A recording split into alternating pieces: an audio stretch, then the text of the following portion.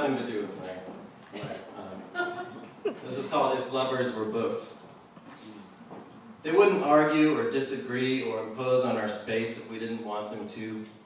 Their shelf life would be longer, and we'd always be sure when we reached the end. Who knows, we might even start over, because they'd always stay the same. And if we did leave, at least we'd know it was us that changed. We could lay them on their sides, press our hands against their spines, and slip between their tattered covers that we are always free to close. Woo!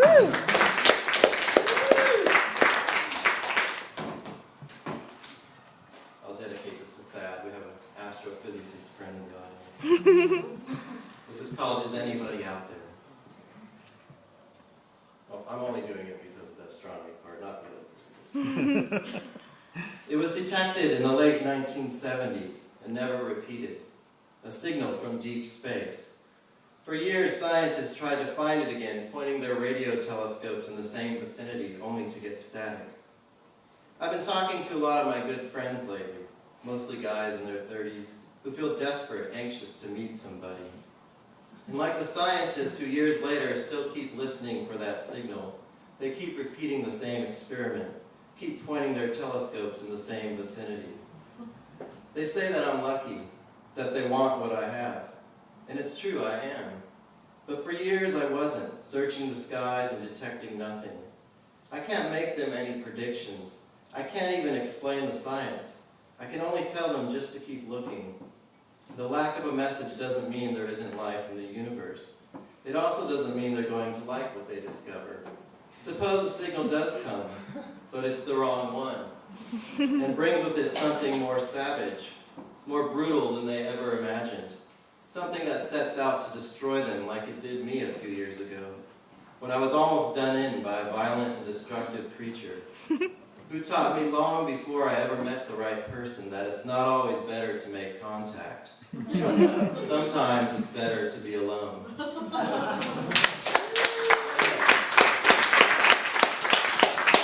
This is called Room. You guys probably go to Starbucks every once in a while. Or are you too convenient? Anyway, this is called Room. Whenever I buy a cup of coffee, I always appreciate how the barista will ask, "Do you need room?"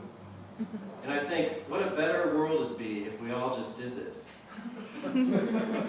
You're at work, the stress piled up. When the boss nudges you, pops the question, and off you go home for the week. Your lover, after spending days together, wakes up and at the nod of your head, without saying anything, gets dressed and leaves. You're on the freeway, about to miss the exit, when the driver in the next lane sees your blinker, gently taps his brake, and with a flash of his lights, signals you're clear. Imagine what could happen at the borders of India and Pakistan, Israel and Palestine, China and Tibet, or the inner borders of harsh judgment and bitter regret.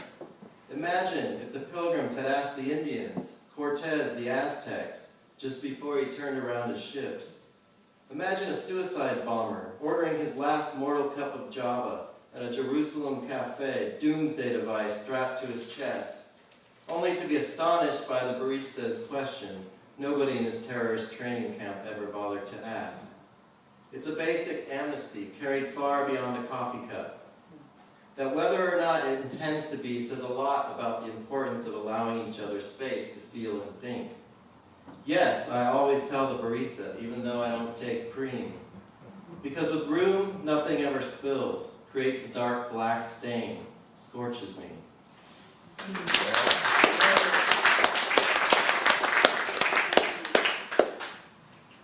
Now, once again, going down a level. I suppose it's meant how you look at it. This is called Darth Vader Holds Up a New York Bank. True story. CNN, July 23rd, 2010. With the Death Star in foreclosure and the stormtroopers laid off, he had begun to doubt his unwavering faith that the Force would be with him. Not even his old pal Java was willing to grant him a loan to pay his child support anymore, citing too high a credit risk in an unstable galactic economy. The bank surveillance camera showed a nervous cyborg dressed in camouflage, one mechanical hand pointing a lightsaber at the scared young teller. But it was the heavy breathing that had ultimately tipped off authorities. And as he fled the scene that morning, Darth Vader felt a tinge of nostalgia for the good old days, when he could warp speed himself out of anything, or choke a man unconscious if he really needed to escape. He despised the life of the petty criminal, preferring to smash rebel alliances and seize their assets, play all those Jedi mind tricks that had once earned him a reputation as CEO of the dark side, before the bailouts and calls for reform came, when the growth of the Empire had still seemed inevitable, a long time ago in a galaxy far, far away.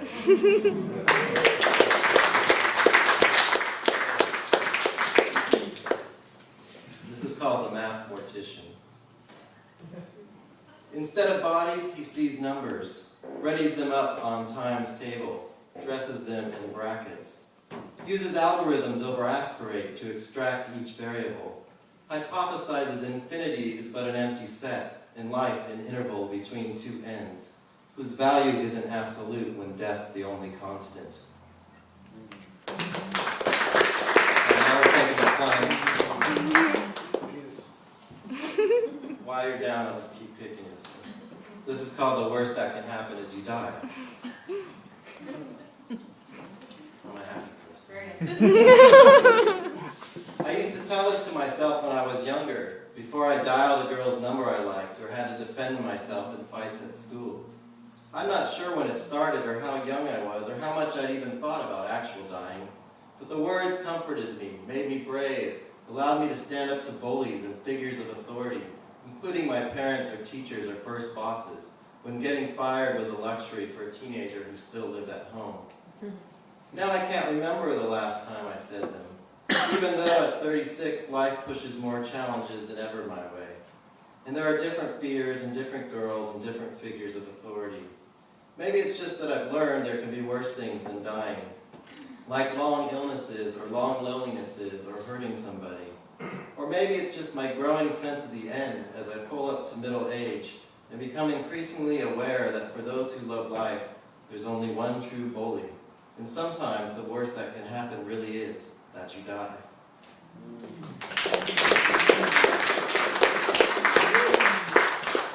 And then we found out angels fart, so...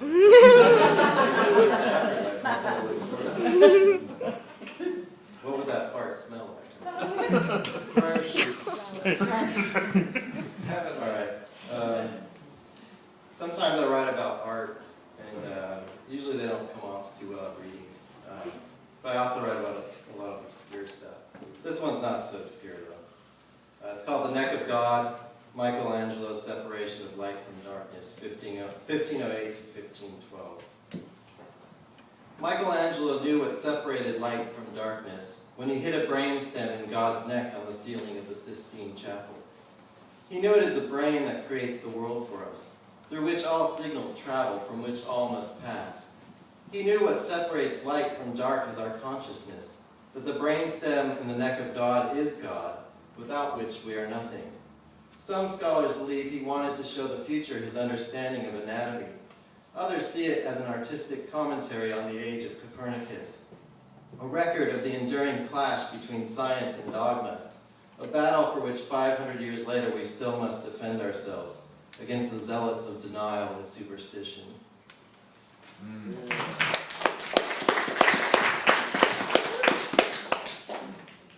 Why we're bashing religion.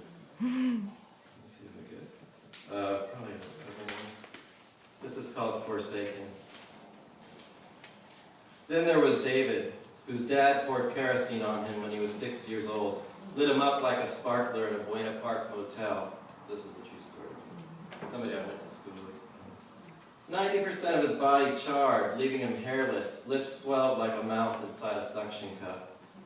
Every Friday we said hello on the way to chapel at Eastside Christian, before filling the pews with our classmates, where we learned about Christ's bleeding palms and the cosmic custody battle between God and Abraham, where we learned about the meaning of sacrifice and all the mysterious ways that fathers love their sons.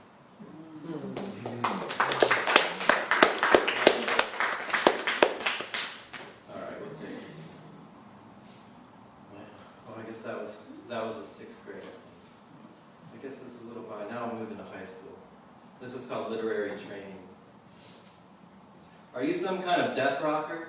asked the skinhead.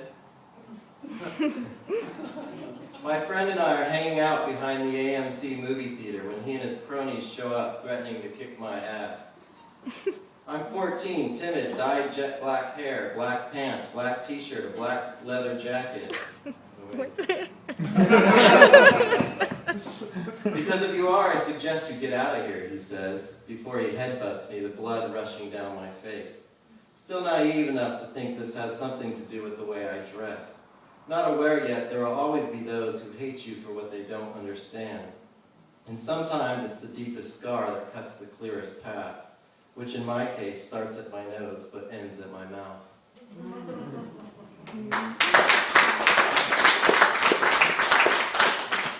Now, this will be the last one. It's called You Are What You Eat. I always thought it was more important what came out of your mouth than what went in. But I guess if you have to blame something for who you are, it might as well be what you eat. Of course, you are not that pastrami sandwich or garden burger you had for lunch yesterday, any more than you are what shoes you wear, what you think at certain times of day, or what you do for a living. Still, if I could be what I eat, and if I could eat what I wanted, I'd eat nothing but the sentences of Ernest Hemingway, the sculptures of Rodin, the self-portraits of Egon Schiele, the paintings of Munch and Picasso and Modigliani. I'd eat all of France and Italy and Portugal and Spain. I'd eat the UK too and Japan. Well, maybe not right now. Oh. And the entire Mediterranean. I'd eat the Musée d'Orsay and the bars of Long Beach. Yeah, probably not the bars of Long Beach. The grapes of Sonoma, the music of the Jam. If I could really be what I eat, I'd eat peace and solitude, love and compassion, all the greatest things about our species. Books of poetry, philosophy, films and novels, walls with beautiful murals. I'd make meals out of symphonies, snack on sonnets, devour Melville's every page. I'd also eat the greatest scientific discoveries, Newton's gravity, Einstein's relativity, Darwin's origin of species. I'd eat string theory like string cheese, wormholes like they were made of gummy, nebulas like nectarines. I'd eat the sun and all the gas giants rolled up inside the curvature of space. I'd eat distant worlds and parallel ones too, and the texts of every religion, every god and goddess, every Job and Judas. Gobble them all up until I'm fat and full and bloated and have to vomit them out just to find myself again.